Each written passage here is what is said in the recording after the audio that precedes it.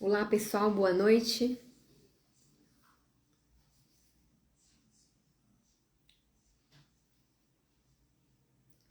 Vamos orando boa noite, sejam bem-vindos. Vamos esperar um tempinho enquanto o Instagram vai informando as pessoas sobre a nossa live. Boa noite, sejam bem-vindos, Nelma, Lívia, Danilo, Maria. Seja bem-vinda, Maria, Thaís. Pessoal, vão curtindo e vão enviando a nossa live para outras pessoas, que são informações bem importantes que a gente vai falar aqui hoje, principalmente sobre tratamento médico, que é uma dúvida que muitas pessoas me perguntam, né? Muitas pessoas têm. Boa noite, Rose. Seja bem-vinda. E que a gente vê tão poucas informações a respeito disso, né? A gente vê muito as pessoas falando sobre alimentação, e eu vou falar aqui também sobre alimentação, que é um dos pilares de tratamento, mas a gente vê pouco falarem sobre os tratamentos médicos. E eu hoje fiz um convite para o doutor Amarildo Ramalho, para nós falarmos sobre endometriose, sobre a realidade da endometriose, que não é uma doença fácil, sobre as vias, sobre o que é a endometriose, como identificar a endometriose, o tratamento dela, tá?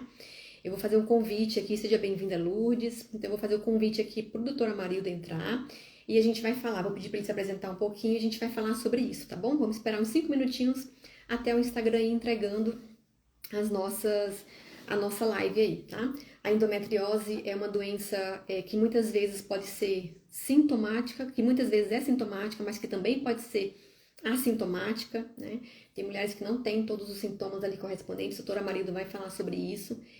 E que é uma doença que afeta 10% das mulheres, né? Então, é muita gente, tira capacidade de trabalho, tira a vida social da mulher. Eu tive endometriose, fiz cirurgia de endometriose e eu sei o caminho, né? Eu sei o quanto é difícil isso. Tenho muitas pacientes que tiveram endometriose, que estão em tratamento de endometriose ou que estão em investigação de endometriose, tá bom? Para quem entrou e ainda não me conhece, sou Juliana Souza, sou nutricionista clínica funcional e já vou convidar aqui o doutor Amarildo, tá? A gente já começar a nossa live. Eu sempre faço live, gente, sempre esqueço aqui como é que faz pra... Mas tá bom, a gente chega lá. Doutor Amarildo. Levei lá. Vamos esperar o doutor Amarildo aceitar. Bem-vindos, bem-vindos. Doutora Amarildo, tudo bem? Boa noite. Boa noite. Tá me ouvindo? Tô ouvindo sim. Pessoal, se tiver o áudio ruim ou se tiver a imagem ruim, falem conosco que aí a gente vai ajustando aqui para vocês, para ficar da melhor forma possível. Doutor, seja muito bem-vindo, muito obrigada por ter aceito o convite. Eu queria que você se apresentasse um pouquinho aqui para nós, que você se apresentasse um pouco aqui para nós, para o meu público, né? Tem bastante gente aí também, tem gente que não nos conhece. Não, tá. Então vamos combinar uma coisa. Meu nome é Amarildo, teu nome é Juliana, certo? Vamos deixar o doutor de lado. Acho que fica melhor Então tá. assim. Você, tá? Não curto muito esse lance de doutor, não, tá? Eu sou médico ginecologista e obstetra, tá? Sou formado pela Universidade Federal de Pelotas, com especialização em ginecologia e obstetrícia, pós-graduação em cirurgia minimamente invasiva, pós-graduação em reprodução humana, a qual não exerço mais há mais de 8 anos, eu parei de exercer. Trabalho com videolaparoscopia já há quase 30 anos, tá? E atendo bastante casos relacionados à endometriose. Estou aqui em Maringá há 29 anos, já. Bastante nessa área também. É um assunto que interessa bastante, e a sua colocação. Endometriose, ela é colocada como uma doença que afeta em torno de 8 a 10% da população. Mas há uma estimativa que nós tenhamos em atividade em torno de 8 milhões de endometrióticas no Brasil. Bom, se nós temos 8 milhões de endometrióticas, essas mulheres estão no menarque, ou seja, naquela fase entre a primeira menstruação e a última menstruação. Nesse caso, nós não temos 100 milhões de mulheres. Concorda comigo? Não temos 80 milhões de mulheres nessa fase. Nós temos menos. Então, eu até me atreveria a pensar, não a dizer, a pensar, que afeta em torno de 20% das mulheres durante a sua fase reprodutiva. Tá? Se nós temos uma estimativa de 8 milhões de mulheres portadoras de endometriose, tá? Nós vamos ter aí em torno de uns 50, 60 milhões de mulheres na fase reprodutiva no Brasil, que não são crianças abaixo de 12 anos e nem mulheres acima de 45. Nós temos um número bastante significativo de pessoas que sofrem dessa doença. Doutor, 20% das causas. Amarildo. Tá. Eu vou me acostumando. A Maria, vou pegar são um café, vou ficar tranquilo. 20% das causas das cirurgias ginecológicas femininas, né? A causa principal é a endometriose. É isso mesmo, Marildo? É o seguinte, né? É difícil a gente avaliar desta forma, porque a videolaparoscopia é uma doença que cresceu muito, né? Graças a Deus a gente tem feito procedimentos cada vez com menos invasão, com menos agressão ao organismo das pessoas, não só das mulheres, dos homens também. Várias técnicas e várias doenças são tratadas cirurgicamente por videolaparoscopia. É que a endometriose ainda passa por uma situação de difícil confirmação diagnóstica. Então você acaba fazendo muitas cirurgias até na pressuposição de uma endometriose, para você poder fechar um diagnóstico. Uma vez até que para você fazer alguns tipos de tratamento que são de alto custo, você precisa da confirmação diagnóstica. Você precisa do anátomo patológico confirmando que a pessoa tem aquela doença para ela conseguir gratuitamente a medicação, que é cara. Então, se faz bastante videolaparoscopia. Por isso que se diz que 20% das cirurgias hoje são em função de endometriose. Tá? A principal causa é a investigação, a tentar chegar ao diagnóstico da endometriose. Então, há um tempo atrás, para a gente pressupor, vou fazer uma cirurgia para tentar descobrir, era muito complexo. Hoje, com a generalização da videolaparoscopia, com a aceitação melhor das pacientes, a gente tem feito mais procedimentos e tem feito mais diagnósticos. Quando eu era acadêmico, o cabelo vai branqueando, vai denunciando, porque isso já faz tempo, né? Mas quando eu era acadêmico, nós tínhamos uma ideia que a endometriose acometia em torno de 2 a 3% das mulheres. Por quê? Porque você não tinha como fazer diagnóstico de certeza. Com o advento da videolaparoscopia, que a gente vem fazendo há mais ou menos uns 30 anos, a gente foi popularizando isso, e as pessoas foram aceitando um pouco mais fácil a ideia de fazer um procedimento para se concluir um diagnóstico. E a gente pode falar? E como é difícil o diagnóstico, né, Marildo? Eu percebo que existe uma dificuldade tanto de identificação da endometriose, por parte dos profissionais, como também depois do tratamento, depois do diagnóstico, da identificação da doença, o tratamento. E aí, até umas perguntas que eu gostaria de fazer, são perguntas que são feitas em consultório, aqui na rede social mesmo para mim, porque como é um dos meus focos de atendimento, acabam fazendo para mim. E que muitas vezes são perguntas médicas, né? Por isso que até eu chamei você para nós conversarmos aqui sobre isso, porque tem muita parte médica ali, e que é muito difícil a gente ter esses esclarecimentos, né? Primeiro, eu queria que você explicasse aqui para o público que está aqui com a gente sobre o que é endometriose, né? Tem muita gente aqui que já é paciente, muita gente que está investigando, né? Muita gente que ainda não sabe, que de repente desconfia que possa ter. O que é endometriose e quais são os sintomas ali mais importantes? A gente sabe que a doença pode ser uma doença silenciosa, assintomática, né? E aí o acompanhamento médico é importante por isso, porque muitas vezes a mulher tem dificuldade de gestação e aí quando vai descobrir é a endometriose e ela está totalmente silenciada ali, não tem nenhum sintoma referente. Mas eu gostaria que você explicasse isso para a gente aqui no canal. Vamos tentar. Bom, endometriose é quando a mulher tem fora do útero, tá, o tecido endometrial. O tecido endometrial é o tecido que reveste internamente a cavidade uterina. É onde a gravidez vai se implantar. É o que sai quando a mulher menstrua. Tá? É o tecido endometrial. Algumas mulheres, por alguns fatores, tá? Como o fator já congênito, fator genético, fator imunológico, existem várias teorias, mas por algum fator essa mulher tem células desse tecido dentro da barriga dela, fora da cavidade uterina. implantado sobre a bexiga, sobre o intestino, sobre as trompas. Tá? Uma das causas mais aceitas e mais comuns é o refluxo da própria menstruação dessa mulher pelas trompas. Então, quando ela vai menstruar, em vez do sangue menstrual sair só pela cavidade vaginal, reflui para dentro da cavidade abdominal pelas trompas.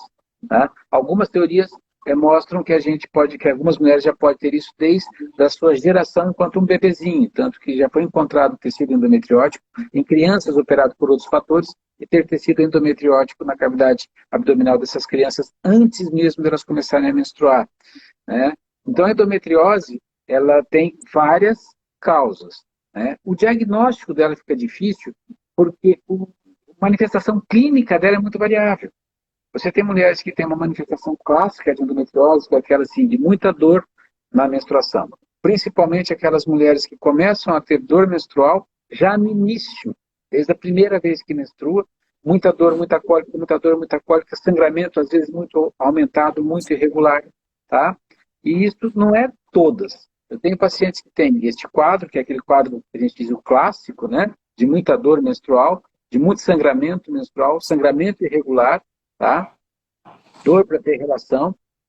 E mulheres que às vezes ela tem um desconforto, por algum outro motivo você vai fazer um procedimento nela porque ela tinha um cisto de ovário ou foi fazer uma cirurgia por uma apendicite e se descobre que ela tem endometriose, tá? Mas principalmente a forma ou o que é a endometriose é o fato de existir células do endométrio fora da cavidade uterina.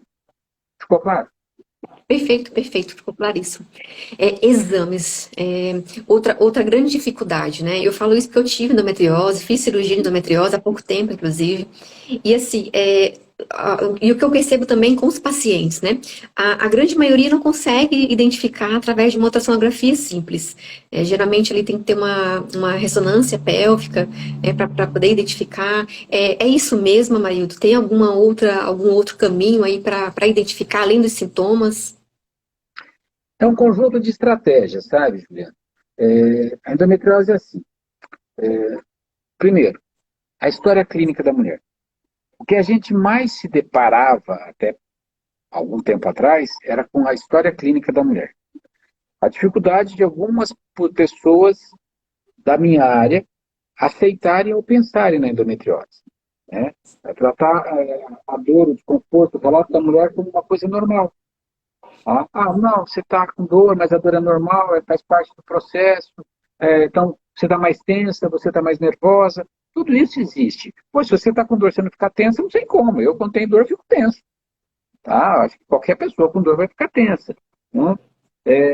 E o aspecto emocional que envolve nisso. A pessoa com dor chama a atenção de todo mundo. Então, a mãe, o pai, dá mais atenção para aquela jovem. Lógico que ela fica automaticamente tendo benefício secundário com a dor. E isso confunde um pouco até que ponto isso é emocional ou que é físico realmente. Então, mas a história clínica tem que ser mais valorizada. O médico tem a obrigação de valorizar essa história clínica, esse relato da mulher, porque ela se conhece, ela sabe o que ela sente. Segundo, o exame físico quando possível. Porque às vezes você está com uma jovem que é virgem, que ela nunca teve um ato sexual nem nada, você tem uma limitação de exame físico. Mas o exame físico é muito importante, porque a hora que a gente usa esse instrumento aqui, tá, a gente consegue obter grandes e valiosas informações vendo como que a pelve dessa mulher se comporta, como a mobilidade dos órgãos dela se comportam durante o exame físico. E às vezes o exame físico no período menstrual. É quando ela está tendo desconforto e você pode observar algumas nuances de diferença do exame físico.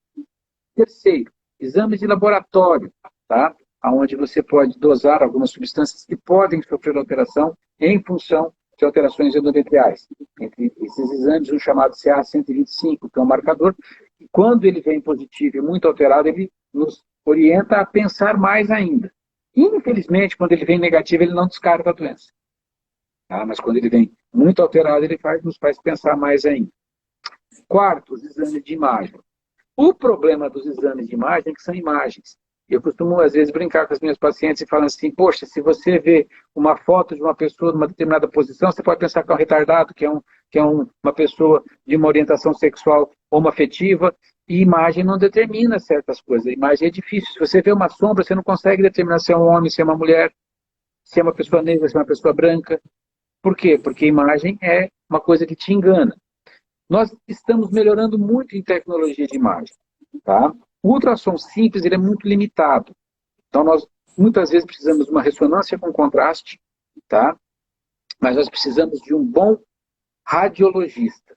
Porque a imagem, muitas vezes, que vem pro ginecologista, vem em filmes que são cortes que a gente consegue ver muito pouco. Endometriose, gente, às vezes são pontinhos de endométrio fora da cavidade uterina. Você vê num quadradinho daqueles que vem 30, 40 quadradinhos por filme, você não vai ver, tá? Então, um radiologista bem experimentado vai observar regiões de inflamação, regiões espessadas, tá? E principalmente hoje a gente tem se valido muito da ultrassonografia com preparo, que é a ultrassonografia de rastreio. É um exame de ultrassom também, só que tem que ter um preparo intestinal, tá? E um ultrassonografista muito experimentado nisso, porque esse é um exame extremamente executante dependente. Aquele ultrassonografista que consegue rastrear e ver modificações ultrassonográficas de estruturas. E também a vantagem que o ultrassonografista, quando ele faz com o transdutor dentro da vagina, conforme ele mexe aquele transdutor, a paciente refere mais ou menos desconforto e pode orientá-lo melhor na identificação de um foco de endometriose. Então, é um conjunto de exames. Mas, por enquanto, apesar de estarem mudando alguns conceitos de que esses exames podem substituir a videolaparoscopia, mas, por enquanto, o exame de definição diagnóstica é quando eu vou lá e encontro os focos de endometriose. Eu realmente os vejo, tá? E, se possível, eu os removo e faço o exame de anatomopatologia, ou vulgarmente conhecido como biópsia, tá? Para confirmar se é aquela patologia mesmo. A dimensão, é impossível ter essa dimensão, né, marido, através desses outros exames, mesmo com a ressonância, é impossível ter a dimensão do que está acontecendo ali, do quadro de endometriose daquela paciente, através só mesmo é isso mesmo, né, só através da cirurgia minimamente invasiva, que é a vídeo, né? Nós temos alguns calcanhares de Aquiles, que eu estava falando hoje, inclusive, para pacientes no consultório, tá? Na ginecologia, na medicina como um todo, né? Mas a endometriose é um dos mais chatos. Olha, é um ponto fraco nosso até. Por quê? Eu tenho situações clínicas e laboratoriais, exame diagnóstico, que mostra, olha, tem aqui alguma coisa. Você vai para a videolaparoscopia, está um caos. Está um caos. Entendeu? Lógico, quando eu digo que está um caos, não é aquele caos de uma pelve congelada, com nódulos. Não, mas você vai lá, tem intestino aderido e não apareceu na ressonância. Você vai lá, você tem bexiga comprometida, tá? Você tem ureter comprometido e não apareceu na ressonância. Tá? Eu já fiz cirurgias do oposto. Olha, tem foco de endometriose, ligamento uterosacro, septo reto vaginal. Você abre tudo, não tinha nada. Cara, onde fica esse foco? O paciente tem clínica, tem dor. Então você fica naquela dúvida, será que eu não achei, que eu não procurei? Tá? Aí você disseca, você vai sendo às vezes até mais agressivo na cirurgia, você está procurando uma coisa que foi dita que tinha, paciente tem clínica compatível. A endometriose me distrai muito. Para a gente afirmar por exames, afirmar categoricamente, eu não me atrevo. Tá? Eu falo muito isso. Eu falo muito isso para o paciente, Marildo. O paciente às vezes procura nutrição como a cura da endometriose, né? Então eu tenho essa responsabilidade assim comigo, de falar, olha, e até porque eu vivenciei isso também, né? Não posso prometer algo para o paciente, sendo que eu não contei só com a alimentação, né? A alimentação ajuda muito. Ela é um dos pilares do tratamento, mas a gente não tem como ter essa dimensão se não for através da medicina, né? Então, falar que eu curei com alimentação sem ter essa visão médica, né? O que a gente faz é a intervenção para tratamento da endometriose, para diminuição das dores, dos sintomas. Agora, eu estava até comentando essa semana com uma paciente minha. Ela é uma paciente que tem endometriose, já fez cirurgia, e ela comentava que alguns exames estão mostrando que a endometriose está voltando. Fala, a alimentação vai ajudar, a gente entra com a alimentação para melhorar a questão dos sintomas, que ela não tem tantos sintomas, mas você precisa de tratamento médico também, que não foi orientado isso, né, em relação ao tratamento médico. E nem a mesma alimentação, ela que buscou, ela que foi atrás. Isso é uma reclamação minha também, Amarildo, em relação à medicina, né? Eu eu passei por 4 médicos, eu falo aqui a minha experiência pessoal, que é a liberdade que eu tenho, né? Eu passei por 4 médicos diferentes, eu já era nutricionista na época, eu tinha essa dimensão que a alimentação influenciava bastante, no meu caso, que era sintomática, mas de nenhum eu tive as informações completas sobre a influência da alimentação na endometriose e principalmente sobre o tratamento médico.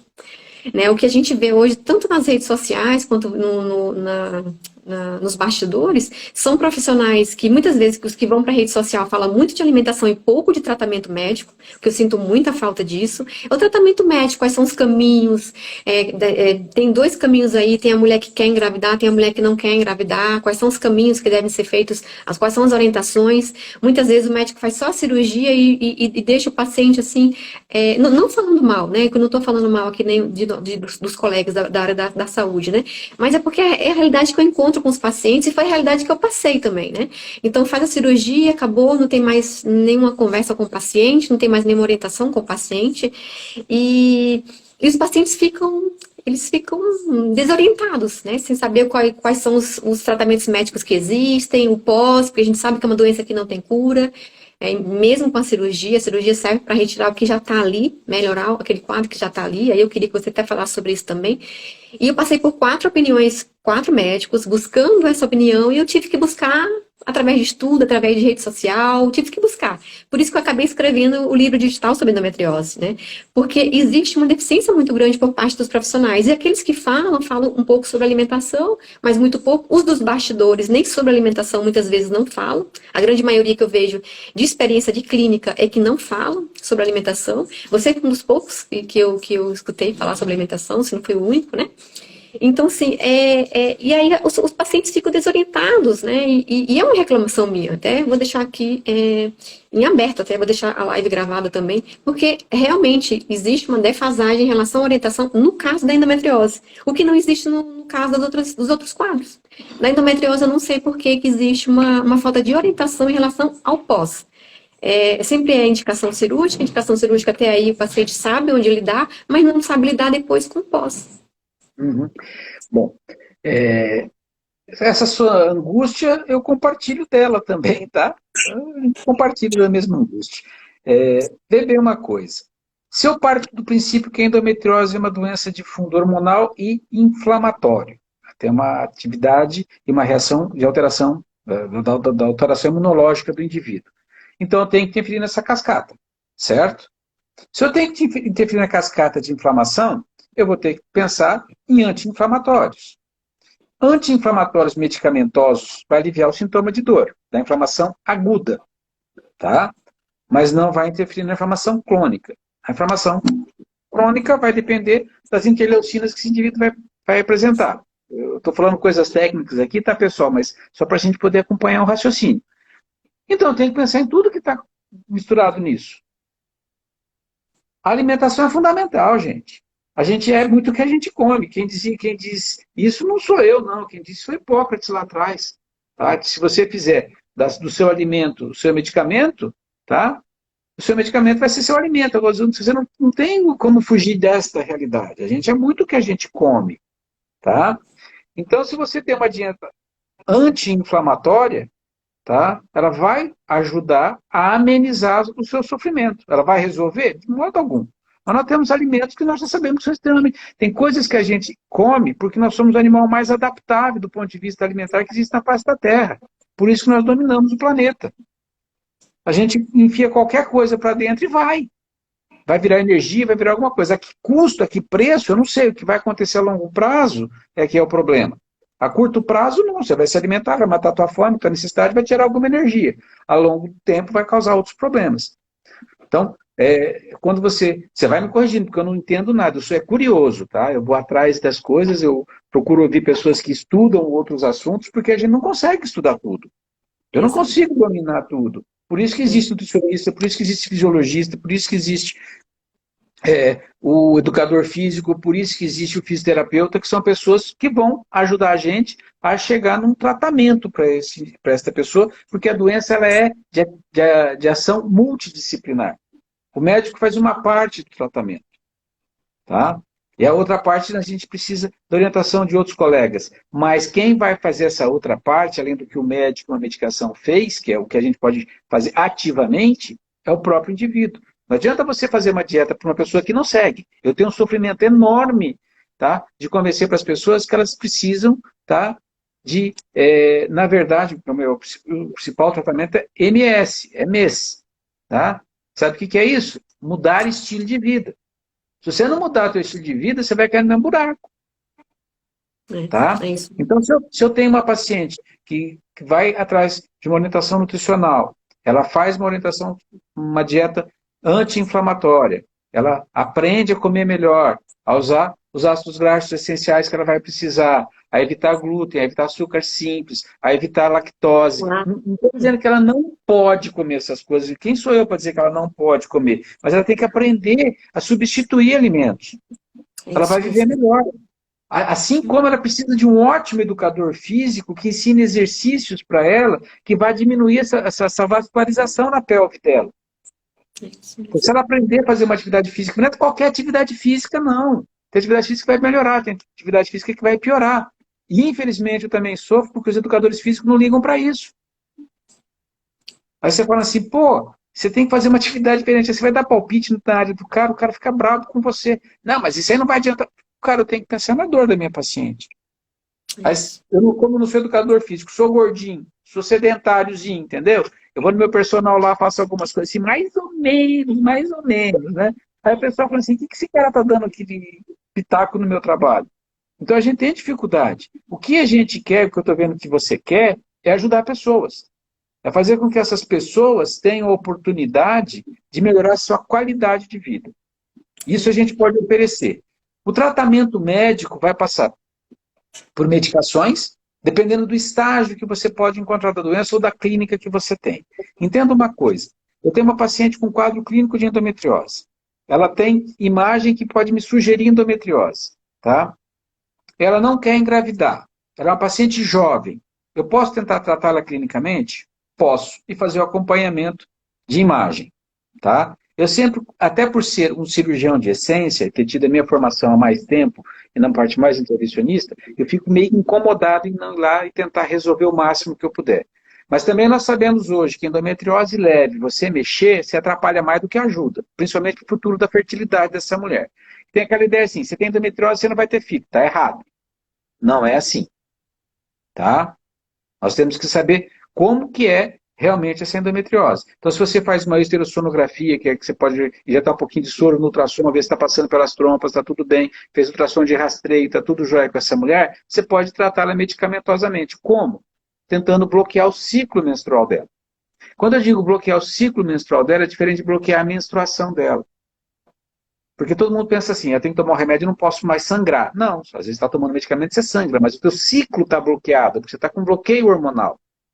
Isso aí pode ser desde um anticoncepcional a algum outro tipo de substância, como dianogésica, que também tem uma ação anticoncepcional, gestrinona, tá? E até medicamentos mais pesados, se for o caso, dependendo de cada situação clínica. E por quanto tempo, marido? Eu não sei. Se essa paciente é muito jovem, tem 16, 17, 18 anos de idade, tá?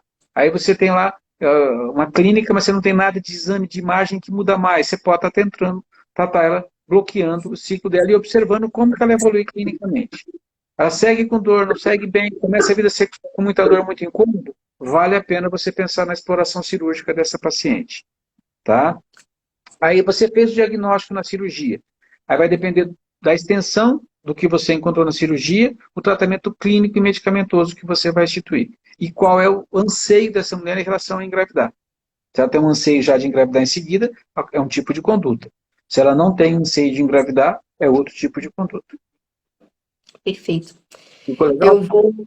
Perfeito, Marido, perfeito mesmo. A gente consegue numa live sanar dúvidas, tirar dúvidas de muita gente que eu acho que já passou por tantas situações, né, e que não falaram isso, né? Essa é a verdade. Mas eu tava agora puxando aqui o gancho sobre os chips, né?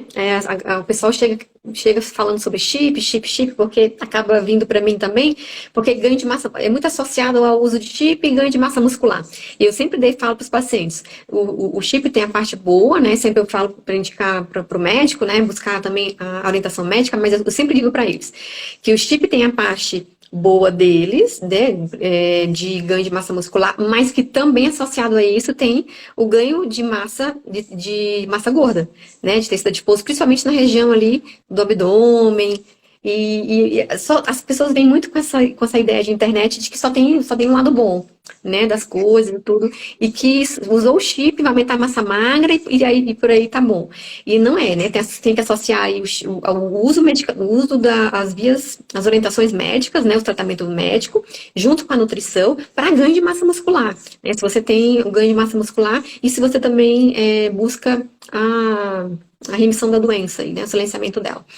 E aí, quando a gente fala de alimentação, a gente fala justamente sobre isso, né? Alguns alimentos que são importantes, as fibras, que ajudam na diminuição do estrogênio, e a gente não liga muito para elas, para as frutas, para as hortaliças, né? A gente não está muito ligado nisso também. Então, assim, na verdade, é um estilo de vida que a alimentação entra aqui como tratamento médico. Né?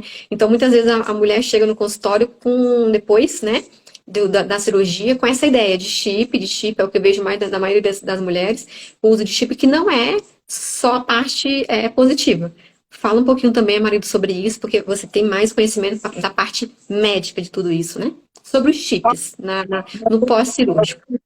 Vamos entrar no terreno arenoso, mas eu adoro terrenos arenosos, porque depois de um certo tempo de vida profissional, isso também nos garante, desde que você mantenha uma retidão na tua forma de trabalhar, você fazer certos comentários que possam ser polêmicos ou ser considerados por outros um tanto quanto agressivo ou pejorativo. Veja bem, o fato de você ter chip, ou não chip, que na verdade é um implante, esse termo chip é porque o termo chip é mais moderno, né, então é mais bonito de você utilizar. É de uma substância basicamente relacionada à endometriose especificamente, que é a gestrinona e que ganhou uma pecha nojenta de chip da beleza. Isso é uma pecha, isso é um apelido, isso é uma coisa ridícula. Tá? A gestrinona é uma substância que existe há 50 anos, tá? Foi desenvolvida até por um médico brasileiro, que depois disso vendeu a patente dela, ela foi retirada do mercado. Aí depois esse mesmo profissional, na forma de implantes, ele voltou com essa substância ao mercado. Tá? E isto abriu um nicho econômico para muitas pessoas. Não tem nada contra você ter o rendimento financeiro, isso não tem nada contra. Mas você vender uma ilusão, isso sim eu tenho alguma coisa contra. E principalmente quando você faz isso de modo indiscriminado. Inclusive para pessoas que não têm a menor indicação de estar usando a substância, com efeito estético, para uma jovem de 20 e poucos anos de idade, tá? Ou prometendo um milagre para uma mulher de 40 ou de 50. Tá? Existem indicações para tudo e contraindicações também. O fato de ser na forma de implante ou não, isso são vias de administração. Eu não tenho nada contra. É assim como tem nada contra a substância. Eu tenho contra a atitude de alguns profissionais. Tá? Você pode utilizar a gestrinona de várias formas. A primeira via de administração da gestrinona foi via oral, que era a dimetrose, que era uma medicação que a gente usava 2 a 3 vezes por semana, tá, para tratamento de endometriose. Tá? Então, não é nenhuma novidade isso. O tratamento pode te beneficiar, pode aliviar os seus sintomas, sim. Tá? Agora, quando você vem prometendo um ganho extra, você tem que saber que esse ganho extra pode ser o efeito colateral, que pode ser positivo para uma, ou você pode ter um efeito colateral totalmente nocivo para outra. Então, nós temos pacientes que utilizam gestrinona e ficam com a pele extremamente acneica, com seborreia, com retenção hídrica importante, tá? Com queda de cabelo. E aí esse chip da beleza vira o implante da desgraça. Então, eu tenho que selecionar para quem que eu estou usando, por que que eu estou usando. Tá? É um coadjuvante importante no tratamento da endometriose para algumas mulheres? Sim. Para outras não funciona muito bem, assim como o Dianogest, tá? Funciona bem para algumas, não funciona bem para outras, tá? Mas não existe, o que é importante é que se as mulheres entenderem o seguinte, não existe um tratamento milagroso, existe um conjunto de medidas que tem que ser constantemente acompanhadas e multiprofissionalmente acompanhadas por profissionais éticos e sérios, que graças a Deus é a maioria. Então, Sim. a gente... E personalizado, né, Marito? Sim, é personalizado, é uma coisa Personalizado. individualizada. Não Porque, tem aquele negócio, isso vai ser bom para todo mundo. Ah, você tem. Sabe aquele negócio de eu vir para a rede social? Ah, você tem isso? Então faça isso. Não, não existe, gente. Eu tenho que sentar com você e ver. Eu recebo directs todos os dias, quando eu abro caixinha de pergunta, um monte de pergunta, e muitas vêm no direct para mim, é, que quer, doutor, eu tenho isso, eu posso usar isso? Não sei, não é que a gente não quer responder, eu não sei, eu só vou poder ver o teu caso, analisar o teu caso e poder te orientar adequadamente, tá? E muitas vezes eu vou precisar de vários outros profissionais para te ajudar também. Eu queria voltar um pouquinho mais, que tem muita gente aí que eu já conheço a carinha, que eu sei que, né, que já é paciente ou que já entrou em contato comigo em algum momento. Sintomas não clássicos, né? Sintomas não clássicos da endometriose. Existem sintomas clássicos, que são as dores, fluxo menstrual, dor na relação sexual, mas sintomas não clássicos, aqueles que você já, pela sua experiência, já teve em consultório e que não podia não estar associado à endometriose, mas que estava associado à endometriose. Queixas urinárias, tá? Às vezes você tem queixa urinária e ela está relacionada com endometriose. Alterações do hábito intestinal, é uma das mais frequentes, altera muito o hábito intestinal do seu paciente. E assim, altera o hábito intestinal. Então, assim, dá diarreia, para algumas dá constipação. Então, porque às vezes o intestino está inflamado, assim, já internamente, ela pode ter uma alteração, uma desbiose dela, que não tem nada a ver com endometriose. Tá? Pode até favorecer por ela já ter uma questão mais inflamatória. Mas, porque às vezes o intestino se defende do que está agredindo ele externamente. Tá? Então, pode também ter alterações do hábito intestinal. Algumas outras queixas que as mulheres têm, além do sangramento irregular, são dores que não são típicas da endometriose, dores fora do período menstrual, tá? Irritabilidade, por causa da dor que ela já sente, tá? Mas a principal delas que eu acho são as queixas urinárias e as queixas gastrointestinais. Tá? Pacientes que têm, elas relatam para você como se fosse azia ou queimação constante na barriga e fora do período menstrual. Quando é relacionado com a menstruação, você tenta suspeitar um pouco mais, mas tem pacientes que não tem nada. E aí tem aqueles casos das endometrioses raras. Tá? Eu atendi uma paciente que o quadro dela era de tosse constante, tosse constante, tosse constante. Nem suspeitei de endometriose, nem fui eu que fiz o diagnóstico inicialmente, tá? Aí tá, ela foi para um epidemiologista, que eu examinei a paciente, ela tinha um pouco de falta de ar, aí, certa vez, ela disse que tossiu e saiu um pouco de sangue. Eu falei, nossa, você vai no pneumologista, ela ligou por telefone.